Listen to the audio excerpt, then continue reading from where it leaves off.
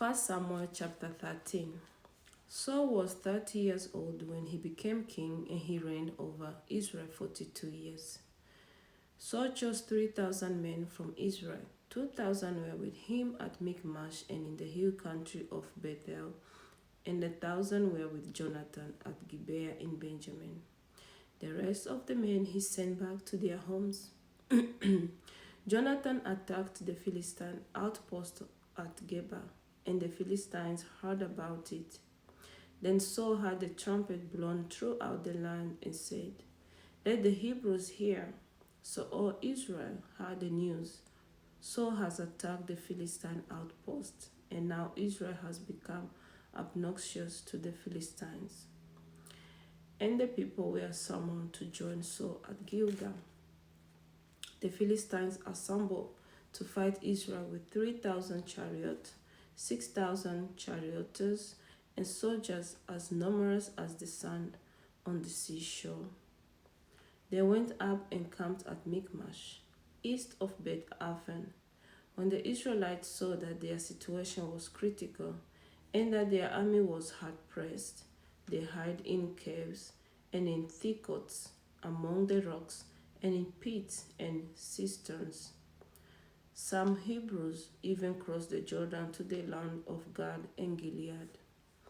Saul remained at Gilgal, and all the troops with him were quaking with fear. He waited 7 days, the time set by Samuel, but Samuel did not come to Gilgal, and Saul's men began to scatter. So he said, "Bring me the burnt offering and the fellowship offerings." And Saul offered up the burnt offering. Just as he finished making the offering, Samuel arrived, and Saul went out to greet him. "What have you done?" asked Samuel. Saul replied, "When I saw that the men were scattering, and that you did not come at the set time, and that the Philistines were assembling at Michmash, I thought, now the Philistines will come down against me at Gilgal, and I have not sought the Lord's favor, so I felt compelled to offer the burnt offering." "You have done a foolish thing," Samuel said. "You have not kept the command the Lord your God gave you. If you had, he would have established your kingdom over Israel for all time. But now your kingdom will not endure. The Lord has sought out a man after his own heart and appointed him ruler of his people, because you have not kept the Lord's command."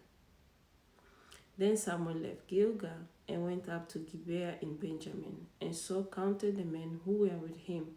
They numbered about 600.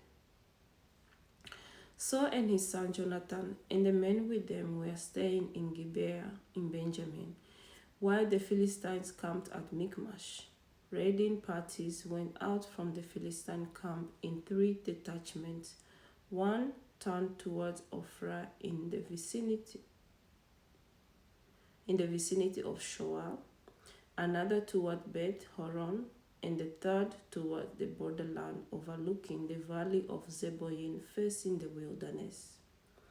Not a blacksmith could be found in the whole land of Israel, because the Philistines had said, "Otherwise the Hebrews will make swords or spears."